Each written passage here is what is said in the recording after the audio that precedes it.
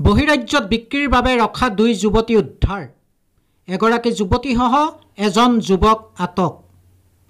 অসমৰ পৰা বহিৰাজ্যলৈ যুৱতী কিশোৰী আদিৰ হৰব্ৰা দীৰ্ঘদিন ধৰি চলি আহিছে। যোৰহাটৰ উপকণ্ঠৰ বালিগাঁও ৰাজতীয়াৰ এটা ভাড়াঘৰৰ পৰা কেৰালাত বিক্ৰীৰ বাবে ৰখা 2গৰাকী যুৱতী আৰক্ষীয়ে উদ্ধাৰ কৰে আৰু সমগ্ৰ ঘটনাৰ পৰিকল্পনা কৰা আন এগৰাকী বিবাহিতা মহিলাসহ এজন যুৱকক আৰক্ষীয়ে আটক কৰিছে। উল্লেখযোগ্য যে পূৰ্বে কেৰালালৈ কামৰ সন্ধানত গৈ এনে চক্ৰৰ সৈতে সম্পৰ্ক গঢ়ি যুৱতী কিশোৰী এনেদৰে নি থকা বুলি আৰক্ষীয়ে সন্দেহ কৰিছে।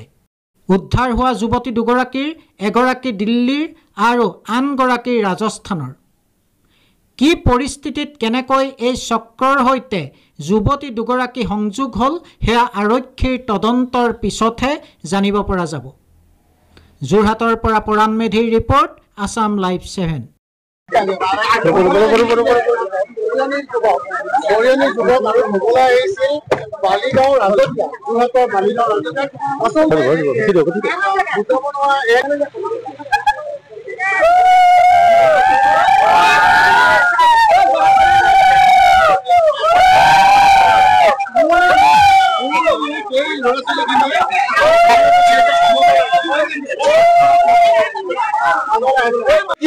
ঘটনাটো কিনো মানে আপোনাক কিয় কিনিবলগীয়া হ'ল?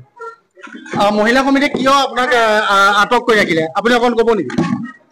আপোনাৰ এই ব্যৱসায় কিমান দিন ধৰি আছিল? যি অভিযোগ আনিছে আপুনি নাৰী সৰবৰাহকাৰীৰ লগত জড়িত হৈ আছে বুলি। আপুনি নাৰী সৰবৰাহকাৰীৰ লগত জড়িত হৈ আছে বুলি তেওঁলোকে অভিযোগ কৰিছে। কি ক'ব আপুনি? কি ক'ব?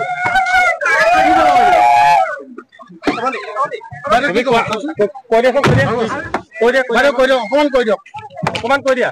যদি আপুনি নাই তেতিয়াও কওক, যদি আছে সেইটোও কওক।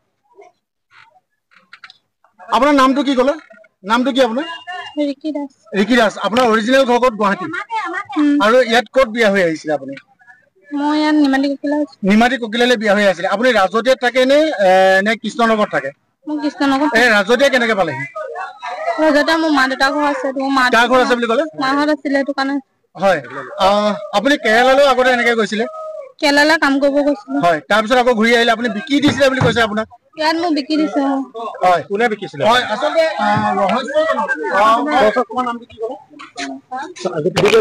কোন জেগাত? মোৰ ঘৰ নগছে। নাৰী সৰবৰাহকাৰী চক্ৰৰ লগত জড়িত বুলি অভিযোগ আনিছে এই অঞ্চলৰ ৰাইজে। মই চক্ৰ বুলি ক'ব নাযাওঁ, কাৰণ কেলে মই দিল্লীৰ পৰা এইটো থানাত গৈ এতিয়া য'ত গৈছো তাত গৈ এতিয়া যোনটো সত্য হয় সেইটো নিজে বিচাৰ হ'ব। আৰু এজন ইয়াৰে যুৱক, যোন মহিলা সমিতি গোটেই মোক লৈ আহিছে, তেওঁৰ মাকে ক'বলৈ যোনটো যিমানটো কৈছো সিমানটো, তেওঁৰ মাকে মোক ফোন কৰি কৈছে যে মোৰ ছোৱালীজনী এনেকুৱা গতি হৈছে। মই দিল্লীৰ পৰা আহি আছিলো। আপুনি কওক, আপুনি সেই ছোৱালীকেইজনীক চিনি পাই নে? মই এই ছোৱালীকেইজনীৰ ভিতৰত মই এওক চিনি পাওঁ। বাকী কেইজনী চিনি নাপাওঁ। বাকী এওক মই ট্ৰেইনত লগ পাইছো, এওঁকো মই ট্ৰেইনত লগ পাইছো। হয়। খুব আশ্চৰ্যজনক কথা। প্ৰথম কেৰালালৈ গৈছিলে বুলি ঘৰৰ মানুহে আমাক জনালে। ঘৰৰ মানুহে মালিকনীয়ে জনাইছিলে। তাৰপৰা কেৰালালৈ আমি মহিলা সমিতি গ'লো। তাই অহাৰ পাছত তাইক সুধিলো, তাই আমাক বেয়াকে ক'লে, মই কাম কৰিছো আৰু আপোনালোকে মোক কি হৈছে, আপোনালোকে মোক খাবলৈ দিব নেকি? মই নিজে ব্যৱসায় কাম কৰিছো, মোৰ দোকানত থাকিলো, হোটেলত থাকিলো। ঠিক আছে, কাম কৰিছে বুলি আমি তথাপিতো মানে সন্দেহ কৰিলো। আৰু মালিকনীয়ে আমাক ক'লে, সন্দেহ কৰিলে এনেকে তাহাঁতি বেলেগ ধান্দাতে গৈছে। আমি সেই সময়ত মহিলাসকলে গৈ তাহাঁতক মাতি আনি সুধিলো, সিহঁতৰ ভিতৰত হুলস্থুল লাগিছে তাৰমানে। আৰু এগৰাকী গৈছিলে। হুলস্থুল লগাৰ পাছত আমি যোৰহাট থানাত গৈ পেলাই এজাহাৰ দিলো। এজাহাৰ দিয়াৰ পাছত বাইদেউ প্ৰিয়ংকা বাইদেউক দিছে। প্ৰিয়ংকা বাইদেউৱে ক'লে ঠিক আছে, আপোনালোকে পিছত আকৌ কিবা হ'লে আমাক জনাব, এতিয়া এজাহাৰ হিচাপত জনালে হ'ব। ঠিক আছে। আৰু আজি এতিয়া মালিকনীয়ে আমাক মালিকনীয়ে খবৰ দিয়া নাই, বেলেগ মানুহে আমাক খবৰ দিলে। খবৰ দিয়াৰ লগে লগে আমি গোটেই মহিলা গৈ পেলাই আমি উদ্ধাৰ কৰি দিছো।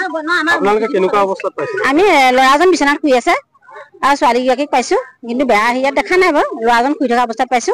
আৰু পোৱাৰ লগে লগে আমি ধৰি লওক ছোৱালীজনীক, যিজনী ৰিকি বুলি কয়, তাইক মাতি আনিছো। তাই কৈছে মোক 50 লাখ টকাত মোক ৰাজস্থানে বিক্ৰী কৰিছে। তাৰবোলে কোনজনী ছোৱালী মোক দেখাব পাবলৈ পাৰিম, তেনেকে কৈছে। ৰাজস্থানত বিক্ৰী কৰিছে বুলি কৈছে। আপোনালোকে কি ভাবে আজি এইটো নাৰী ব্যৱসায়? কাৰণ ধৰি লওক আমাৰ নিজৰ স্থানীয় মানুহ নহয়, ভাড়াঘৰত থকা মানুহ। যাতে ভাড়াঘৰত থকা মানে আমাৰ স্থানীয় মানুহে তেনেকুৱা এটা ভুল কৰি দেখিবলৈ ভাল। কিন্তু আমি নিজে নাৰী হৈ যে নাৰীৰ যদি নিজৰ সন্মান ৰাখিব নোৱাৰো, তেনেকুৱা মালিকনীয়েও ভাড়াঘৰত ৰাখিবৰ কোনো প্ৰয়োজন নাই। কাৰণ আমাৰ ৰাজতে গাঁওখনৰ বদনাম আহিছে। কাৰণ নিজৰ আমাৰ স্থানীয় মানুহ হ'লে বেলেগ কথা, বাহিৰৰ মানুহ। আমি স্থানীয় মানুহ হ'লেতো আমি গাঁৱৰ পৰা বহিষ্কাৰ কৰিম তেনেকুৱা কাণ্ড কৰিলে। মানে এখেতৰ যিজন ৰিকি বুলি কয়, সেইগৰাকী ঘৰত ভিতৰত সোমাই মানে ল'ৰাজন শুই আছে। শুই থকা অৱস্থাত আমি আৰু ছোৱালীকেইজনী আছে, গোটেইকেইজনী আছে। আমি উদ্ধাৰ কৰিছো মহিলা সমিতিয়ে। আৰু তাৰ ছোৱালীজনী আমাৰ মুখৰ নিজৰ বক্তব্য কৰিছে কি, আমাৰ 50 লাখ টকা মোক বিক্ৰী কৰি ৰাজস্থানত। ৰিকি বোলা ছোৱালীজনীয়ে কৈছে। তাৰপিছত মই বিক্ৰী কৰিলে কিন্তু মই পলাই আহিছো হয় ঘৰৰ মালিক তেওঁলোকৰ ভাড়াঘৰ থাকে তেওঁলোক হৈছে গুৱাহাটীৰ মানুহ এতিয়া ছোৱালীজনী অৰিজিনেল ধৰ আপোনাৰ কৃষ্ণনগৰ ভাড়াঘৰ লৈ আছে ছোৱালী নাৰী ব্যৱসায় আমি মহিলা কমিটিয়ে গম পাই পেলাই তেখেতৰ মালিকৰ ঘৰৰ পৰা আমি তেখেতলোকক লৈ আহিছো মালিকৰ নাম কি মালিকৰ নামটো তাই মানুহগৰাকীৰ নাম মাতু দাস কেইজন আটক কৰিলে আপোনালোকে আমি ছোৱালী 3জনী আৰু ল'ৰা এটা হয় ছোৱালীকেইজনী ক'ত বুলি গম পাইছিলে ছোৱালীকেইজনী এজনী পাটনা বুলি কি আপোনাৰ কেৰেলা বুলি কৈছে এজনী হাৰিয়ানা বুলি কৈছে মানে ৰাজস্থান নিজৰ পৰিচয়টো নিজে দিব জনা নাই তেওঁ আৰু যুৱকজনৰ ঘৰ মৰিনী বুলি কৈছে মৰিয়নী বুলি কৈছে আৰু এগৰাকী অসমীয়া ভাষাৰ ছোৱালী আছে সেই ছোৱালীজনীৰ কথা কি ক'ব সেই ছোৱালীজনী ইয়াৰ ঘৰ নহয় ছোৱালীজনীৰ ঘৰ মাক দেউতাকৰ ঘৰ গুৱাহাটীত তেখেত নিমাতীত তেওঁ বিয়া হৈছিল তেওঁ কৃষ্ণনগৰত ভাড়াঘৰত থাকে নাৰী ব্যৱসায় আজি 1.5 মাহ 2 মাহৰ পাছত আমাৰ মহিলা কমিটিখিনি ধৰিলে ধৰাৰ পাছত আমাৰ সদৰ থানাত আমাৰ গোচৰ দিয়া আছিল গোচৰ দি থোৱা আছিলে তাৰ ভিতৰত আকৌ আজি আহিছিলে আজি অহাৰ লগে লগে আমি তেখেতলোকক ধৰি আনি পেলাই আমি ক্লাবত ৰখাই আপোনালোকক সঞ্জয় দিয়া হৈছে ছোৱালীজনী আগতো কেৰেলালৈ পলাই গৈছিল বুলি পলাই গৈছিলে ছোৱালীজনীৰ নাম ৰিকি দাস